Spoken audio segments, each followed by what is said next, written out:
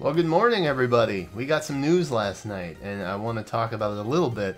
I know I don't always cover Dragalia Lost, but there was a lot of exciting stuff that happened last night, and I'm not just talking about the Void Agni battles, the Void battle rewards that are coming. There's two things I want to touch on. First of all, we got to talk about the Lost Heroes, and then we're going to talk about the changes to the summoning pool that's happening in Dragalia Lost. Again, something that Fire Emblem might be able to learn a thing or two from. Fingers crossed, that's what's going to happen. So, we're over here looking at this. We knew that the Lost Heroes thing was going to pop up at some point. It was in the last Dragalia Digest, and it's soon. It's starting on April 25th, which is, you know, just like 2 weeks away at this point. That's obviously pretty exciting. There's a summon banner that's going on right now focusing on certain dragons. I am not at all going to get baited by that. I am staying steadfast and true. And I have saved up a lot of stock for this. I'm fingers crossed that there's not too much that's going to happen in terms of, you know, what we got to spend to get it. It is after the summoning pool update, however, which is super duper nice.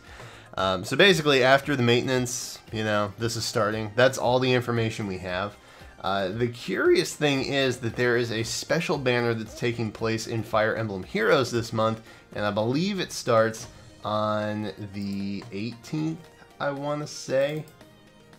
Let me take a quick look.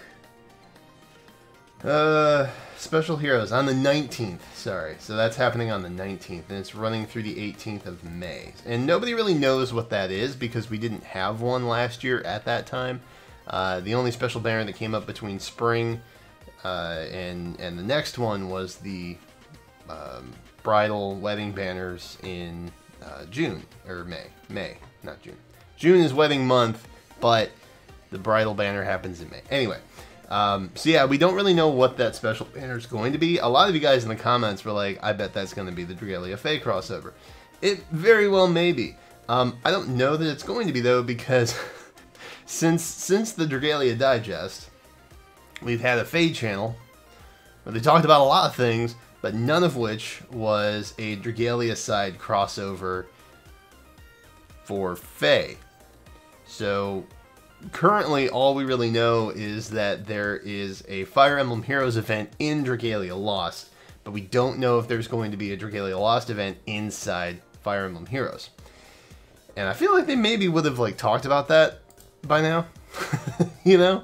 Maybe not. I don't know. Maybe I'm wishful thinking. That could may well be the case. I don't know. But for whatever reason, we haven't heard anything about it, but that could very well be the banner on the 19th. We'll have to wait and see. The other thing that we got to talk about, the summoning pool changes. Oh my goodness.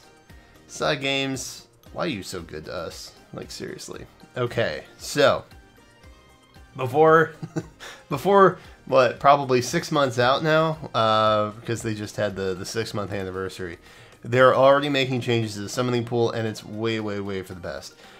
So, Wyrmprints, Lord of Summoning Wyrmprints here, we were actually getting rid of those from the regular pool. This is all this summarized right here.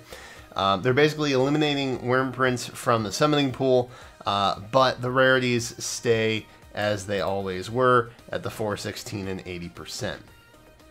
Now, how are you going to acquire Wyrmprints, you might be wondering? Well, basically, you're going to be able to shop for Wyrmprints, and they are going to be bought with Eldwater, which is already pretty rare. It's not necessarily super hard to get if you know how to like budget yourself. I always have probably 60k just kind of in backstock, just in case something happens, or if I need to like max out a mana circle right at the very end, or like quickly. I always like try and keep some in reserve just in case. But I also don't summon a whole lot. And the main way that you get Eldwater outside of like events is you get it from getting duplicate adventurers. So there's that.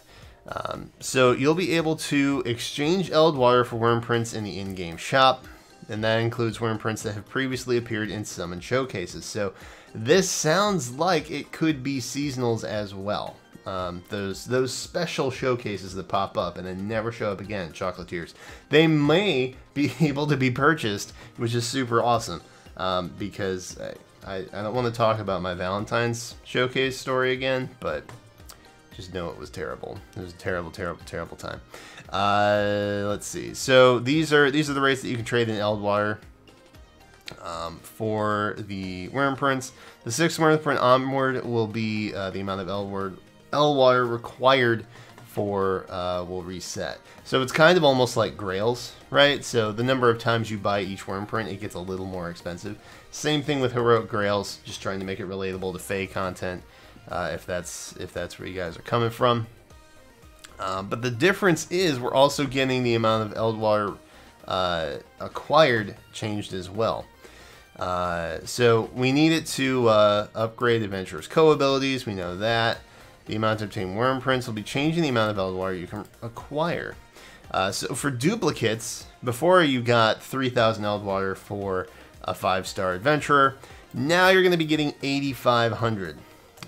For a dupe 4-star, you're getting 22, so a little over double. And then there are no changes to the 3 stars. That's pretty much fine. I think that's like 150 is what we get from that. The big thing here is that before implements or changes were implemented, we got less, right? They're actually going to be retroactively applying that. So if you got duplicates, they're going to be giving you the difference between the new amounts and the old amounts as a gift. So let's say that you just recently summoned a 5-star duplicate. You got 3,000 Eldwire. They're gonna give you 5,500 Eldwire just cause, which is amazing, genuinely amazing. So I think you'll be getting more for parting ways with dragons as well. I think that's mentioned in here somewhere. Yeah, the amount of Eldwire you can duplicate adventurers, part ways with dragons will change. Yeah, so it does apply to dragons as well. So if you've sent dragons home, you will also be getting the retroactive change as well, and those numbers apply to up here also. So we're scheduled to get that by the end of April 25th, which is when the big update happens. That's when the summoning pool changes. That's when everything with the Fire Emblem Heroes crossover is happening. And we'll also be getting a thank you gift of 4,500 Wyrmite. That's 3 free 10-fold summons and 25,000 Eldwire, which roughly would be like 3 Wyrmprints, 3 5-star Wyrmprints of your choice, give or take a little bit. So again, it's going to reset after that, which is kind of nice. But anyway, that was a lot. But those are really good changes, and that's something that I'm super duper excited about.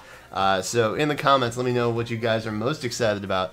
This, I don't know, man. Like, the 25th is going to be amazing. That's all I can really say about that.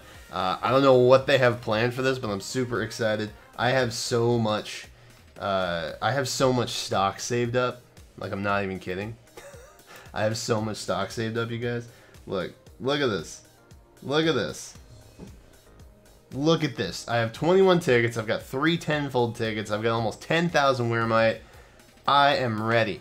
I'm so ready for this. I intentionally haven't summoned on a whole lot lately just because of this entire situation. So, but there you go. That's what we got coming down the pike. Let me know what your thoughts are in the comments down below. Subscribe if you haven't, because I cover a lot of FEH content, some Dragalia content, general Nintendo stuff. I kind of try and do a little bit of everything. But that's it for now. Thank you so much for watching, and I will catch you next time.